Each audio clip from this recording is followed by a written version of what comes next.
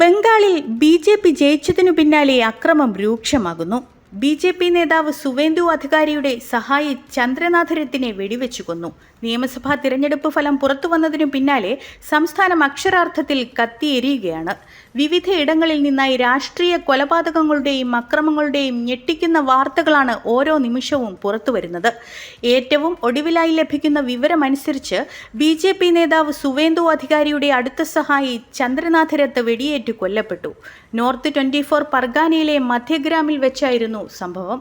ബൈക്കിലെത്തിയ അക്രമി സംഘം ചന്ദ്രനാഥിന്റെ വാഹനത്തിന് നേരെ തുരുതുരാ വെടിയുതിർക്കുകയായിരുന്നു. സംഭവ സ്ഥലത്ത് വെച്ച് തന്നെ അദ്ദേഹം മരണപ്പെട്ടു. ഇത് ആസൂത്രിതമായ കൊലപാതകമാണെന്ന് ബി.ജെ.പി. ആരോപിക്കുന്നു. സന്ദേശ് ഖാലിയിൽ തൃണമൂൽ കോൺഗ്രസിലെ ഇരുവിഭാഗങ്ങൾ തമ്മിലുണ്ടായ ഏറ്റുമുട്ടലിൽ 5 സുരക്ഷാ ഉദ്യോഗസ്ഥർക്ക് പരിക്കേറ്റു. ബോംബേറും വെടിവയ്പും നടന്ന പ്രദേശത്ത് നിലവിൽ കനത്ത പോലീസ് കാവലാണ് ഏർപ്പെടുത്തിയിരിക്കുന്നത്.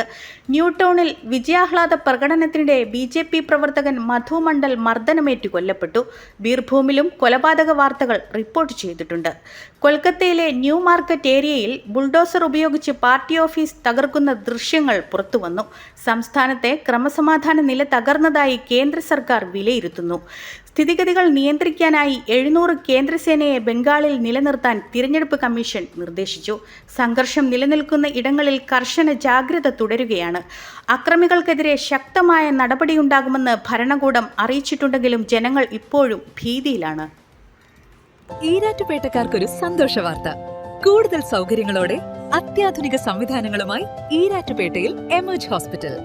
ജർമ്മൻ സാങ്കേതിക വിദ്യയിലുള്ള തിമിര ശസ്ത്രക്രിയയ്ക്ക് ഡോക്ടർ മാനുവൽ ജോണിന്റെ സേവനവും ഇവിടെ ലഭ്യം. ഒപ്പം ENT വിഭാഗത്തിൽ ഡോക്ടർ മരിയ ജോസ്, ഓർത്തോപീഡിക്സിൽ ഡോക്ടർ സ്റ്റാനി മാത്യു, കുട്ടികളുടെ വിഭാഗത്തിൽ ഡോക്ടർ ഫജിത് സൈനുദ്ദീൻ എന്നിവരുടെ വിദഗ്ധ ചികിത്സയും ഉറപ്പാക്കാം.